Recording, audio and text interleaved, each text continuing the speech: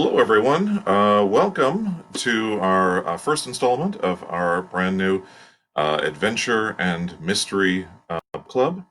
My name is Bill Mallory. I'm the branch manager of the La Jolla Library, and I'm so glad that you could be here with me today. To start off, we're going to be reading the first two chapters in the Sherlock Holmes story, The Hound of the Baskervilles. And we'll talk a little bit more about that in just a moment. Hopefully, you are seeing and hearing me. If not, I hope somebody will let me know. Um, we are the library is of course closed, so it gives us a chance to um, get a little bit of the library to you wherever you are. You may be home or you may be somewhere else, and while you cannot check out the library quite yet, uh, we're going to be taking some of this, presenting it to you with this book club and with several others that are available through San Diego Public Library. If you go to our website, San Diego SDPL, San Diego Public Library.org, you can click on online book clubs and you will find us there. Big shout out to the other folks who are working on this. Very good. Looks like everyone is able to see and hear, so that's always a good thing. Um, so let's begin with this. We're going to be doing several books as sort of the plan. We have Hound of the Baskervilles today, and we'll be doing this throughout the next few weeks. It is slightly longer than his normal short stories. It's not really. It is considered by the Sherlock Holmes fans to be a novel. However, it's really more of a novella. So it's a little shorter on the novel side, but it is arguably one of the most well-known of the Sherlock Holmes stories. Now, just to put this into perspective, Arthur Conan Doyle had been writing Sherlock Holmes stories for a while, and he was getting tired of the character, basically. And in the very somewhat famous story, The Adventure of the Naval Treaty, Sherlock Holmes is grappling with his arch nemesis, Professor Moriarty, and together, in the midst of their battle, they both go over the falls in Germany and to their apparent death. And it was Arthur Conan Doyle's intention to kind of end it there and move on to other things. And for about 8 years, he did that. For 8 years, there were no Sherlock Holmes stories. And there was even a story that went around that said that people in England at the time wore black armbands to signify the death of Sherlock Holmes. So popular was the character. But of course, Arthur Conan Doyle couldn't keep away from the character forever. He was just too popular. People really wanted more Sherlock Holmes stories. And so when he broke off what is called the Great Hiatus and returned with a new Sherlock Holmes story after 8 years, that story was Hound of the Baskervilles. So while this does not tell us how he survived the fall over the waterfall, this particular adventure that would actually have to wait for the next story after this, which we don't think we're going to be reading unless, of course, you would like this. But in the story that follows Hound of the Baskervilles, he actually explains how he survived. Just to also a heads up, obviously we're focusing on adventure stories. We are focusing on mysteries, anything that is something that you find interesting. If you want to let me know, I'd love to hear about it. We're taking books mostly from public domain because they're easier to find, and they're available for anyone to read online. There is a lot of really good books out there that to choose from. Of course, I have some ideas, but this is not just my group. This is your group as well. And if you have something that you would really like to hear read, then by all means, I hope you'll let me know in the comments, and we'll look forward to hearing what everyone is interested in, really. So we have here our Sherlock Holmes book.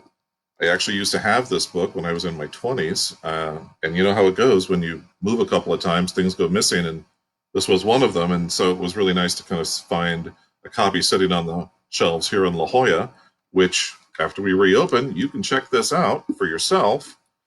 And if you are ready, let us start with our first book in our adventure and mystery series, The Hound of the Baskervilles, published originally in the Strand magazine in 1901, another adventure of Sherlock Holmes. Chapter 1, Mr. Sherlock Holmes. Mr. Sherlock Holmes, who was usually very late in the mornings, save upon those not infrequent occasions when he was up all night, was seated at the breakfast table. I stood upon the hearth-rug and picked up a stick which our visitor had left behind him the night before. This was a fine, thick piece of wood, bulbous-headed of the sort which is known as the Penang lawyer. Just under the head was a broad silver band, nearly an inch across, quote, "To James Mortimer, M.R.C.S., from his friends of the C.C.H." Now, just a brief pause here. MRCS, I look it up so you don't have to. It stands for Member of the Royal College of Surgeons. It was engraved upon it with the date 1884. It was just such a stick as the old-fashioned family practitioner used to carry, dignified, solid, and reassuring. "Well, Watson, what do you make of it?" Holmes was sitting with his back to me, and I had given him no sign of my occupation. "How did you know what I was doing? I believe you have eyes in the back of your head." "I have, at least, a well-polished silver-plated coffee-pot in front of me," said he. "But tell me, Watson, what do you make of our visitor's stick? Since we have been so unfortunate as to miss him and have no notion of his errand, this accidental souvenir becomes of importance. Let me hear you reconstruct the man by an examination of it." "I think," said I, following as far as I could the methods of my companion, "that Dr. Mortimer was a successful elderly medical man, well esteemed, since those who knew him gave him this mark of their appreciation." "Good," said Holmes. "Excellent. I think I think also that the probability is in favor of his being a country practitioner who does a great deal of his visiting on foot." "Ah, why so?" "Because this stick, though originally a very handsome one, has been so knocked about that I can hardly imagine a town practitioner carrying it. The thick iron ferrule is worn down, so it is evident that he had done a great amount of walking with it." "Perfectly sound," said Holmes. "And then again, there is the Friends of the C.C.H. I should guess that to be the something hunt, the local hunt to whose members he had possibly given some surgical assistance, and which has made him a small presentation in return." "Really, Watson, you excel yourself," said Holmes, pushing back his chair and lighting a cigarette. "I am bound to say that in all the accounts which you have been so good as to give of my own small achievements, you have habitually underrated your own abilities. It may be that you are not yourself luminous, but you are a conductor of light. Some people, without possessing genius, have a remarkable power of stimulating it. I confess, my dear fellow, that I am very much in your debt." He had never said as much before, and I must admit that his words gave me keen pleasure, for I had often been piqued by his indifference to my admiration and to the attempts which I had made to give publicity to his methods. I was proud, too, to think that I had so far mastered his system as to apply it in a way which earned his approval. He now took the stick from my hands and examined it for a few minutes with his naked eyes. Then, with an expression of interest, he laid down his cigarette and, carrying the cane to the window, he looked over it again with a convex lens.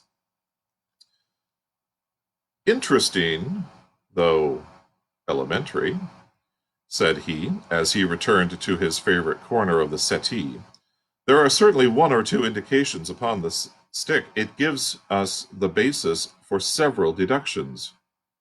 Has anything escaped me? I asked with some self-importance. I trust that there is nothing of consequence which I have overlooked. I am afraid, my dear Watson, that most of your conclusions were erroneous. When I said that you stimulated me, I meant to be frank that in noting your fallacies, I was occasionally guided toward the truth. Not that you are entirely wrong in this instance. The man is certainly a country practitioner, and he walks a good deal. Then I was right. To that extent. But that was all? No, no, my dear Watson, not at all. By no means all. I would suggest, for example, that a presentation to a doctor is more likely to come from a hospital than from a hunt, and that when the initials CC are placed before the hospital, the words Charing Cross very naturally suggest themselves. Oh, you may be right. The probability lies in that direction, and if we take this as a working hypothesis, we have a fresh basis from which to start our construction of this unknown visitor. Well then, supposing that CCH does stand for Charing Cross Hospital, what further inferences may we draw? Do none suggest themselves? You know my methods. Apply them.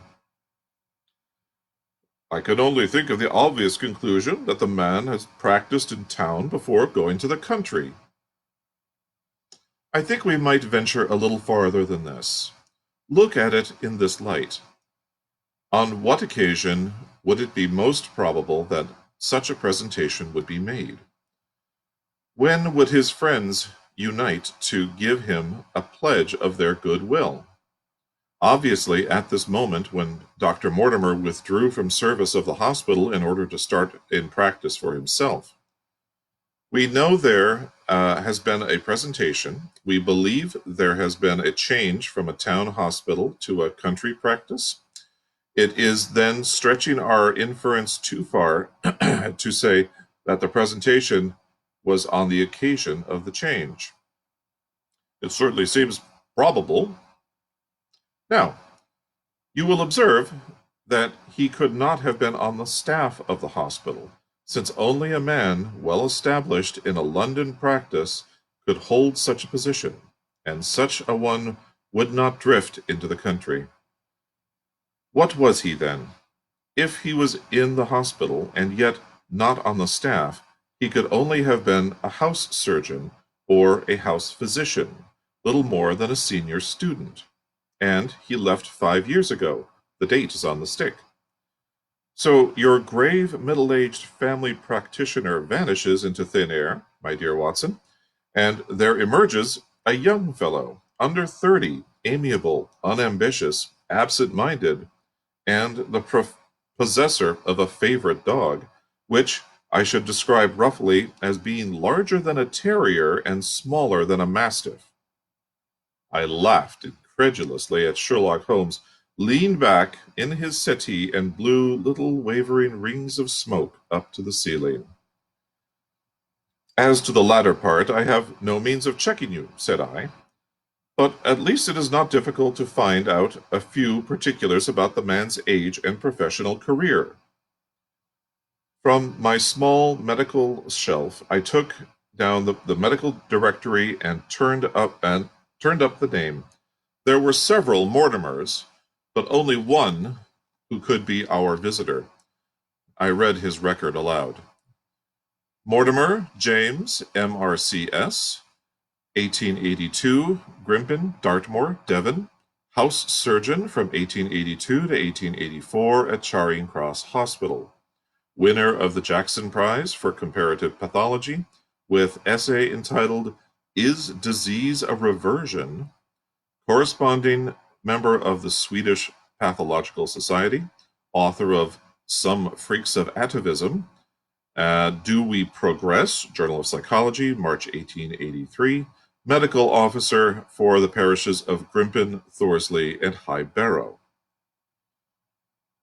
No mention of that local hunt, Watson, said Holmes with a mischievous smile. But a country doctor, as you very astutely observed. I think that I am fairly justified in my inferences. As to the adjectives, I said, if I remember right, amiable, unambitious, and absent-minded. It is my experience that it is only an amiable man in this world who receives testimonials, only an unambitious one who abandons a London career for the country, and only an absent-minded one who leaves his stick and not his visiting card after visiting an hour in your room. And the dog? He has been in the habit of carrying his stick behind his master. Being a heavy stick, the dog has held it tightly by the middle, and the marks of his teeth are very plainly visible. The dog's jaw, as shown on the space between these marks, is too broad, in my opinion, for a terrier, and not broad enough for a mastiff. It may have been, yes, by Jove, it is a curly-haired spaniel. He had risen and paced the room as he spoke, and now he halted in the recess of the window. There was such a ring of conviction in his voice that I glanced up in surprise. "My dear fellow, how can you possibly be so sure of that?" For the very simple reason that I see the dog himself on our very doorstep, and there is the ring of its owner. Don't move, I beg you, Watson. He is a professional brother of yours, and your presence may be of assistance to me. Now is the dramatic moment of fate, Watson, when you hear a step upon the stair which is walking into your life, and you know not whether for good or ill. What does Dr. James Mortimer, the man of science, ask of Sherlock Holmes, the specialist in crime? Come in. The appearance of our visitor was a surprise to me, since I had expected a typical country practitioner. He was a very tall, thin man, with a long nose like a beak, which jutted out between two keen gray eyes, set closely together and sparkling brightly from behind a pair of gold-rimmed glasses. He was clad in a professional but rather slovenly fashion, for his frock coat was dingy and his trousers frayed. Though young, his long back was already bowed, and as he walked with a forward thrust of his head and a general air of peering benevolence. As he entered, his eyes fell upon the stick in Holmes' hand, and he ran towards it with an exclamation of joy. "I am so very glad," he said. "I am not sure whether I had left it here or in the shipping office. I would not lose that stick for the world." "A presentation, I see," said Holmes. "Yes, sir." "From Charing Cross Hospital?" "From one or two friends there on the occasion of my marriage." "Oh, dear, dear, that's bad," said Holmes, shaking his head. Dr. Mortimer blinked through his glasses in mild astonishment. "Why is that bad?" "Only that you have disarranged our little deductions. Your marriage, you say?" "Yes, sir. I married, and so left the hospital, and with it all hopes of consulting practice. It was necessary to make a home of my own." Come, come, we are not so far wrong after all, said Holmes. And now, Dr. James Mortimer, Mr., sir, Mr., a humble MRCS. And a man of precise mind, evidently. A dabbler in science, Mr. Holmes. A picker-up of shells on the shores of the great unknown ocean. I presume that it is Mr. Sherlock Holmes whom I am addressing, and not... Oh, no, no, this is my friend, Dr. Watson.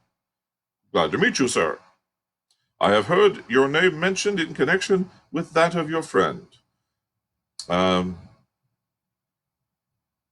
You interest me very much, Mr. Holmes. I had hardly expected so dolichocephalic a skull or such a well-marked supraorbital development.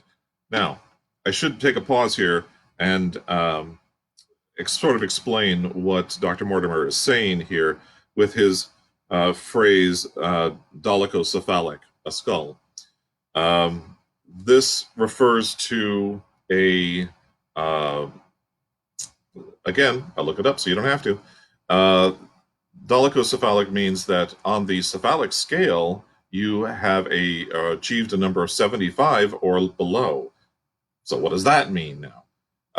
The cephalic chart is actually a list of how to judge someone's cranium by measuring the dimensions. So if you measure the cranium, right, this way and that way, you are given a number from 1 to 100, and by saying that Holmes has a dolichocephalic skull, he's basically complimenting him on his large cranium or large brain.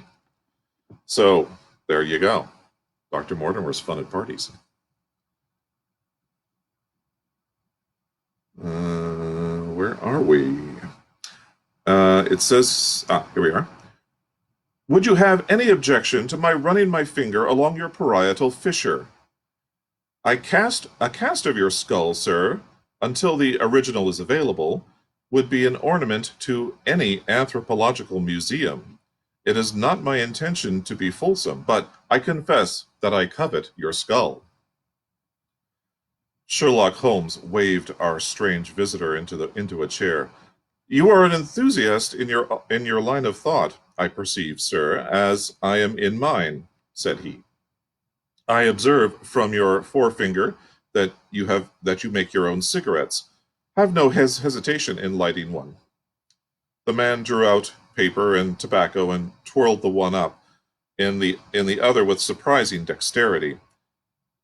He had long, quivering fingers, as agile and restless as the antennae of an insect. Holmes was silent, but his little darting glances showed me the interest which he took upon our curious companion.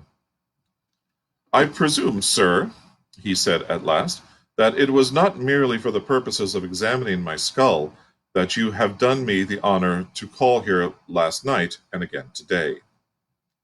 No, sir, no, though I am happy to have had the opportunity of doing that as well.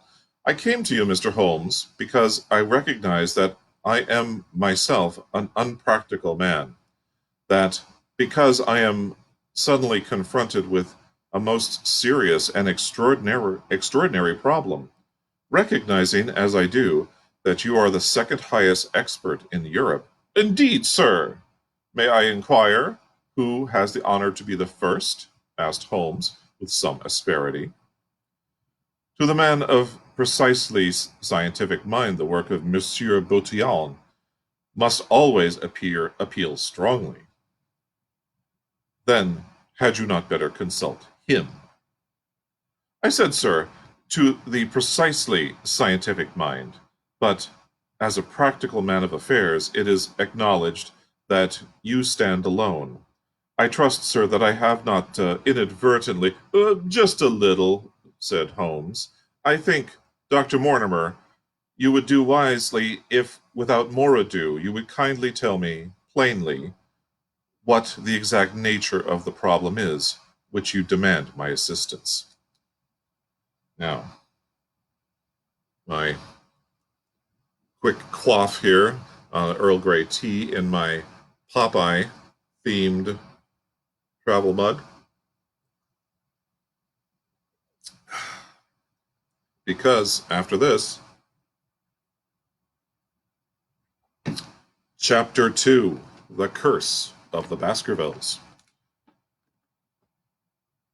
I have in my pocket a manuscript, said Dr. James Mortimer. I observed it as you entered the room, said Holmes. It is an old manuscript. Early 18th century, unless it is a forgery. How can you say that, sir? You have presented an inch or two of it to my examination all the time that you have been talking. It would be a poor expert who could not give the date of a document within a decade or so. You may possibly have read my little monograph on the subject. I put that at 1730. The exact date is 1742. Dr. Mortimer drew it from his breast pocket. This family paper was committed to my care by Sir Charles Baskerville, whose sudden and tragic death some 3 months ago created so much excitement in Devonshire. I may say that I was his personal friend as well as his medical attendant. He was a strong-minded man, sir, shrewd, practical, and as unimaginative as I am myself. Yet he took this document very seriously, and his mind was prepared for just such an end as did eventually overtake him. Holmes stretched out his hand for the manuscript and flattened it upon his knee. You will observe, Watson, the alternative use of the long S and the short.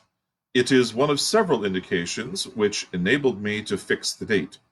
I looked over his shoulder at the yellow paper to the faded script. At the head was written, Baskerville Hall, and below, in large scrawling letters, 1742. It appears to be a statement of some sort.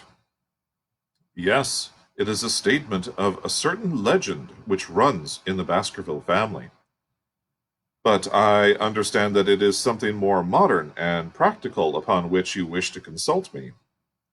Most modern, most practical, pressing matter, which must be decided within 24 hours. But the manuscript is short and is intimately connected with the affair. With your permission, I will read it to you. Holmes leaned back in his chair, placed his fingertips together, and closed his eyes with an air of resignation. Dr. Mortimer turned the manuscript to the light and read in a high, crackling voice the following curious old-world narrative. Quote, Of the origin of the Hound of the Baskervilles there have been many statements, yet, as I come in a direct line from Hugo Baskerville, and as I had the story from my father, who also had it from his, I have set it down with all belief that it occurred even as is here set forth.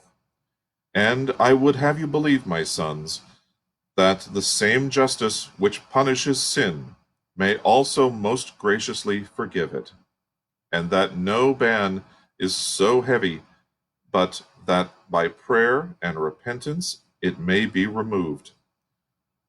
Learn then from this story not to fear the fruits of the past, but rather to be circumspect in the future, that those foul passions which whereby our family has suffered so grievously may not again be loosed to our undoing.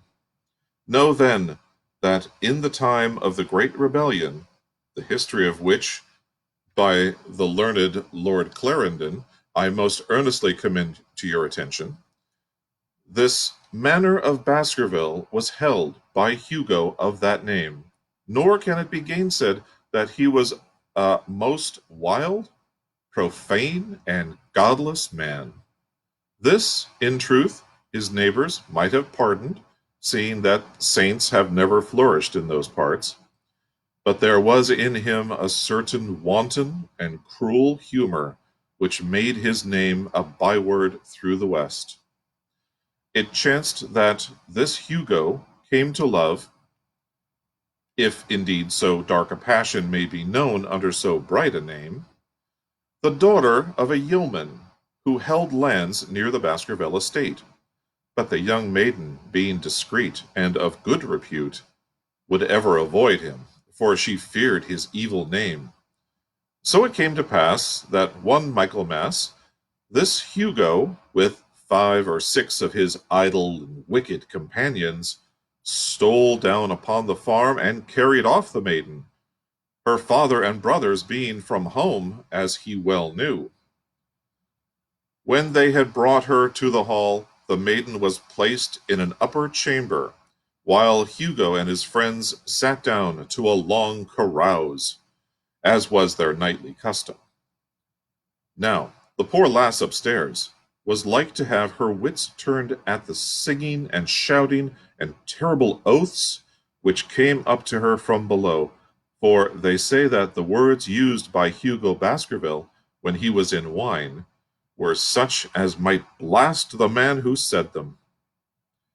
At last, in the stress of her fear, she did that which might have daunted the bravest or most active men, for by the aid of the growth of ivy which covered and still covers the south wall, she came down from under the eaves, and so homeward across the moor, there being 3 leagues betwixt the hall and her father's farm.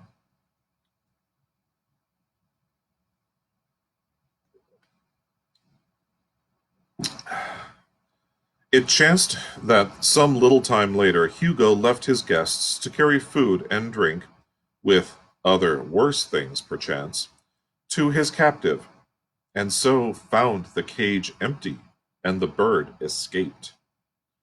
Then, as it would seem, he became as one that hath a devil, for rushing down the stairs into the dining hall, he sprang upon the great table, flagons and trenchers flying before him, and he cried aloud before all the company that he would that very night render his body and soul to the powers of evil, if he might but overtake the wench. And while the revellers stood aghast at the fury of the man, one more wicked, or, it may be, more drunken than the rest, cried out that they should put the hounds upon her, whereat Hugo ran from the house, crying to his grooms that they should saddle his mare and unkennel the pack, and giving the hounds a kerchief of the maid's, he swung them to the line, and so off, full cry, in the moonlight, over the moor. Now, for some space the revellers stood agape, unable to understand all that had been done in such haste. But anon their bemused wits awoke to the nature of the deed that was like to be done upon the moorlands. Everything was now in an uproar, some calling for their pistols, some their horses, and some for another flask of wine. But at length some sense came back to their crazed minds, and the whole of them, 13 in number, took horse and started in pursuit. The moon shone clear above them, and they rode swiftly abreast, taking that course which the maid must needs have taken if she were to reach her own house.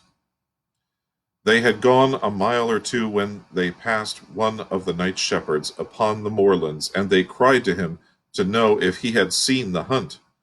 And the man, as the story goes, was so crazed with fear that he could scarce speak, but at last he said that he had indeed seen the unhappy maiden with the hounds upon her track.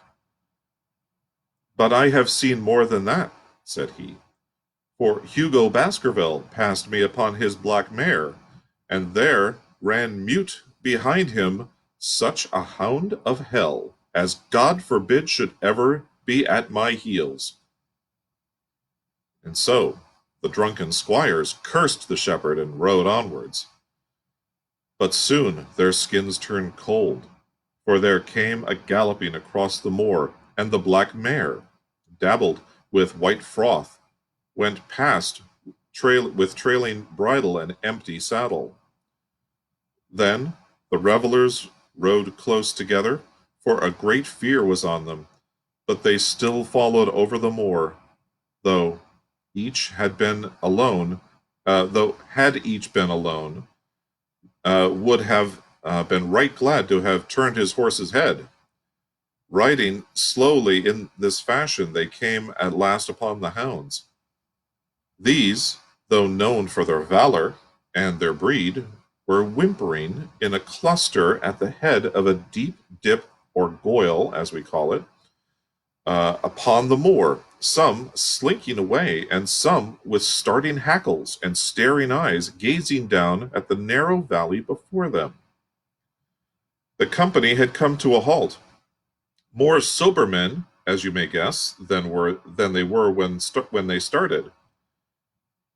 The most of them would by no means advance, but three of them, the boldest, or it may be the most drunken, rode forward down the goyle. Now it opened into a broad space, in which two of those great stones, still to be seen there, which were set by certain forgotten peoples in days of old. The moon was shining bright upon the clearing, and there in the center lay the unhappy maid, where she had fallen, dead, of fear and of fatigue. But it was not the sight of her body, nor yet was it that of the body of Hugo Baskerville, lying near her, which raised the hair upon the heads of these three daredevil roisterers, but it was that standing over Hugo, and plucking at his throat, there stood a foul thing, a great black beast, shaped like a hound, yet larger than any hound that ever mortal eye had rested upon.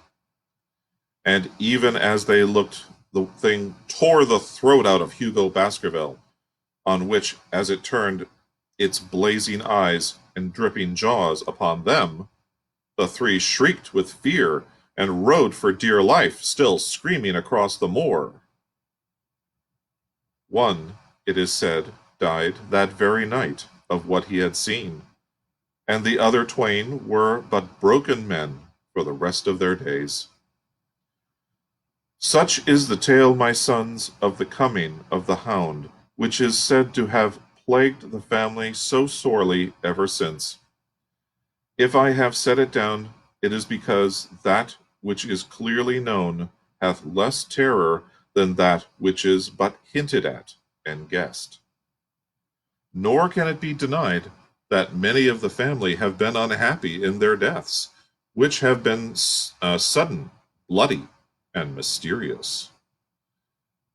Yet may we shelter ourselves in the infinite goodness of Providence, which would not forever punish the innocent beyond that third or fourth generation which is threatened in Holy Writ.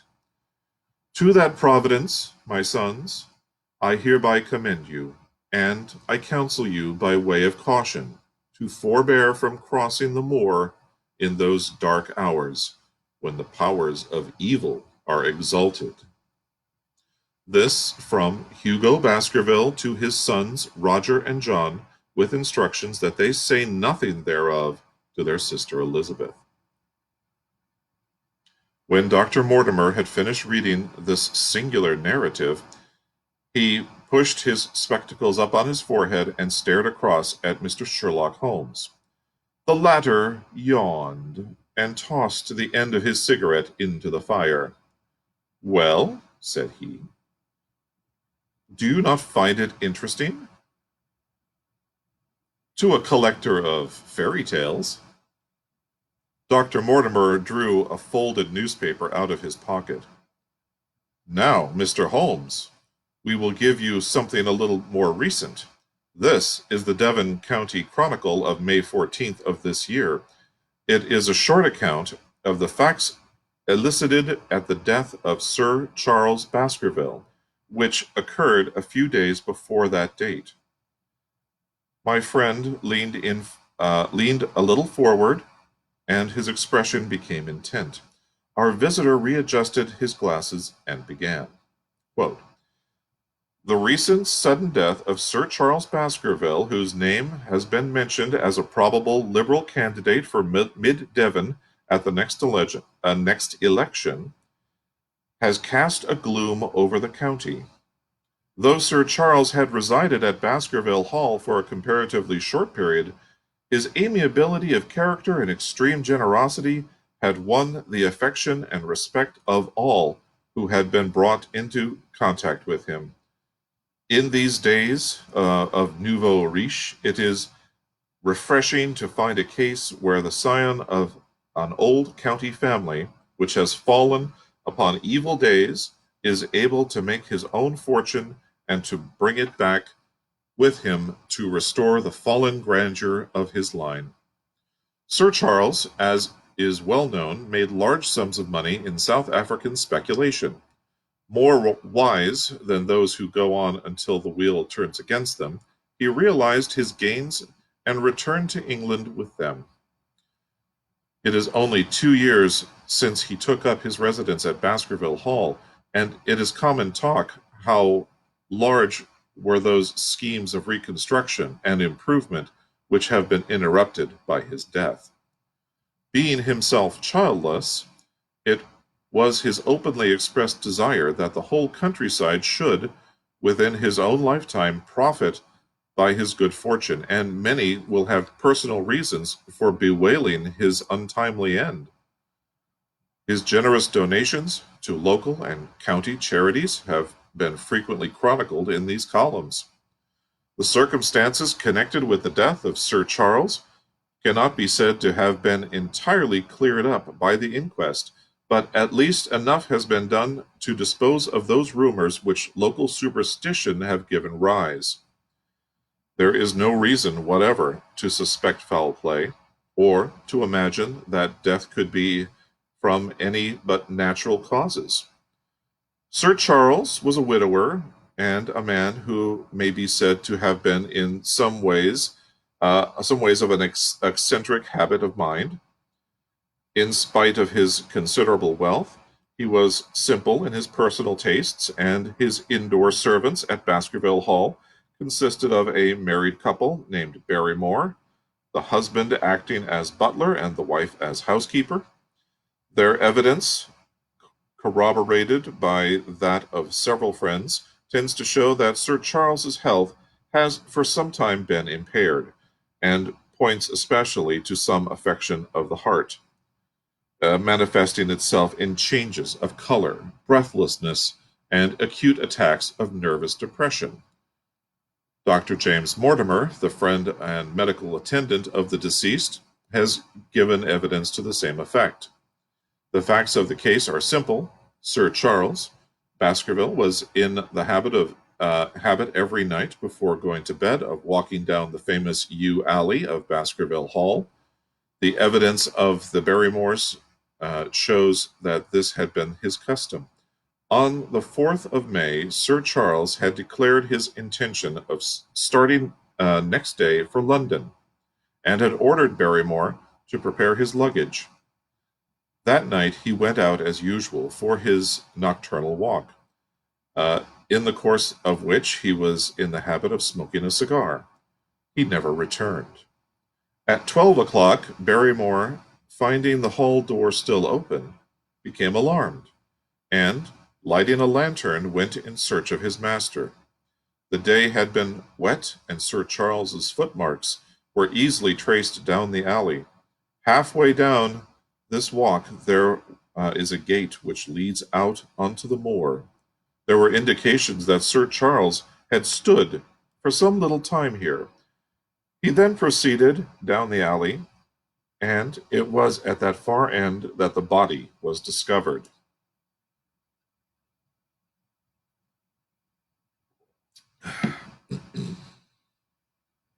One fact which has not been explained is the statement of Barrymore that his master's footprints altered their character from the time that he passed the moor gate, and that he appeared from thence onwards to have been walking upon his toes. One Murphy, a gypsy horse dealer, was on the moor at no great distance at the time, but it appears by his own confession to have been the worse for drink. He declares that he heard cries, but is unable to state from what direction they came. No signs of violence were to be discovered upon Sir Charles's person, and though the doctor's evidence pointed to an almost incredible facial distortion, so great that Dr. Mortimer refused at first to believe that it was indeed his friend and patient who lay before him, it was explained that this is a symptom which is not unusual in cases of dyspnea. I'm probably butchering that word, and I apologize.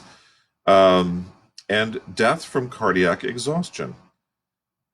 This explanation was borne out by the post-mortem examination, which showed long-standing organic disease, and the coroner's jury returned a verdict in accordance with the medical evidence. It is well that this is so, for it is obviously of the utmost importance that Sir Charles's heir should settle at the Hall and continue the good work which has been so sadly interrupted. Had the prosaic finding of the coroner not finally put an end to the romantic stories which have been whispered in connection with the affair, it might have been difficult to find a tenant for Baskerville Hall. It is understood that the next of kin is a Mr. Henry Baskerville, if he be still alive, the son of Sir Charles Baskerville's younger brother. The young man, when last heard of, was in America, and inquiries are being instituted with a view to informing him of his good fortune. Dr. Mortimer refolded his paper and replaced it in his pocket. Those are the public facts, Mr. Holmes, in connection with the death of Sir Charles Baskerville. I must thank you, said Sherlock Holmes, for calling my attention to a case which certainly presents some features of interest. I had observed some newspaper comment at the time, but I was exceedingly preoccupied by that little affair of the Vatican cameos, and in my anxiety to oblige the Pope, I lost touch with several interesting English cases. This article, you say, contains all the public facts? It does. Then let me have the private ones. He leaned back, put his fingertips together, and assumed his most impassive and judicial expression. In doing so, said Dr. Mortimer, who had begun to show signs of some strong emotion, I am telling that which I have not confided to anyone. My motive for withholding it from the coroner's inquiry is that a man of science shrinks from placing himself in the public position of seeming to endorse a popular superstition. I had the further motive that Baskerville Hall, as the paper says, would certainly remain untenanted, if anything were done to increase its already rather grim reputation. For both these reasons, I thought that I was justified in telling rather less than I knew, since no practical good could result from it. But with you, there is no reason why I should not be perfectly frank. The moor is very sparsely inhabited, and those who live near each other are thrown very much together.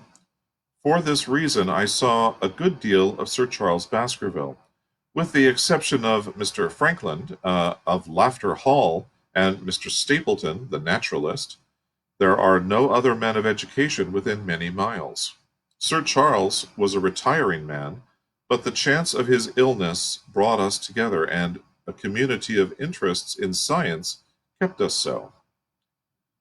He had brought back much scientific information from South Africa, and many a charming evening we have spent together discussing the comparative anatomy of the Bushman and the Hottentot. Within the last few months, it became increasingly plain to me that Sir Charles's nervous system was strained to the breaking point. He had taken this legend, which I have read you, exceedingly to heart, so much so that although he would walk in his own grounds, nothing would induce him to go out upon the moor at night. Incredible as it may appear to you, Mr. Holmes, he was honestly convinced that a dreadful fate overhung his family, and certainly the records which he was able to give of his ancestors were not encouraging. The idea of some ghastly presence constantly haunted him, and on more than one occasion he asked me whether I had on my medical journeys at night ever seen any strange creature or heard the baying of a hound. The latter question he put to me several times, with always with a voice which vibrated with excitement. I can well remember driving up to his house in the evening, some 3 weeks before the fatal event. He chanced to be at his hall door. I had descended from my gig and was standing in front of him when I saw his eyes fix themselves over my shoulder and stare past me with an expression the most dreadful horror. I whisked around and had just time to catch a glimpse of something which I took to be a large black calf passing at the head of the drive. So excited and alarmed was he that I was compelled to go down to the spot where the animal had been and look around for it. It was gone. However, and the incident appeared to make the worst impression upon his mind. I stayed with him all the evening, and it was on that occasion, to explain the emotion which he had shown, that he confided to my keeping the narrative which I read to you when first I came. I mention this small episode because it assumes some importance in the view of the tragedy which followed, but I was convinced at the time that the matter was entirely trivial, and that his excitement had no justification. It was at my advice that Sir Charles was about to go to London. His heart was, I knew, affected, and the constant anxiety in which he lived, however chimerical the cause of it might be, was evidently having a serious effect upon his health.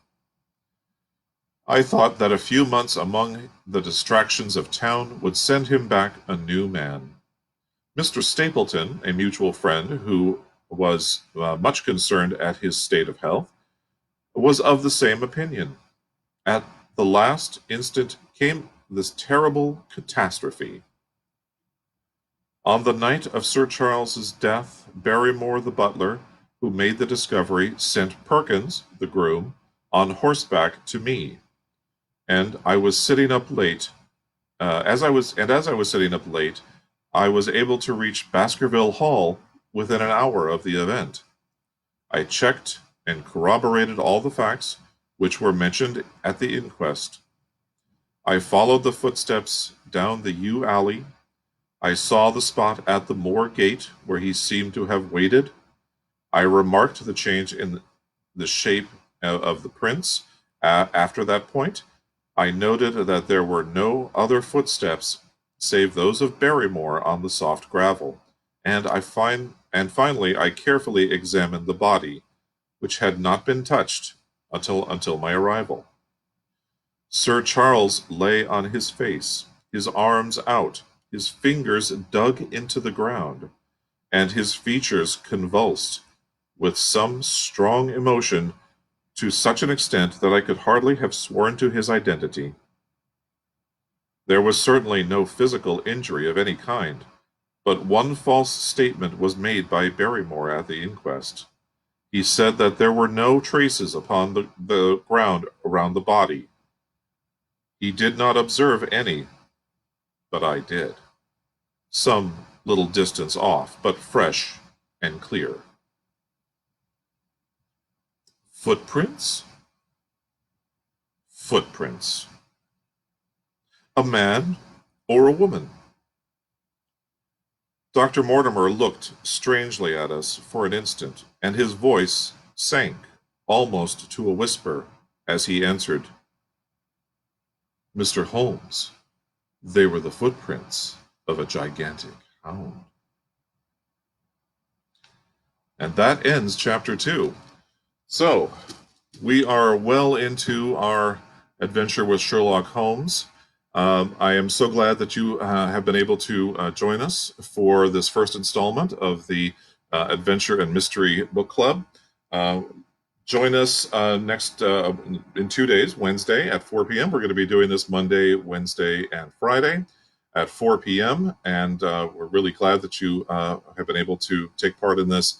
And we hope you'll stick around for the future installments, and we'll find out what happens.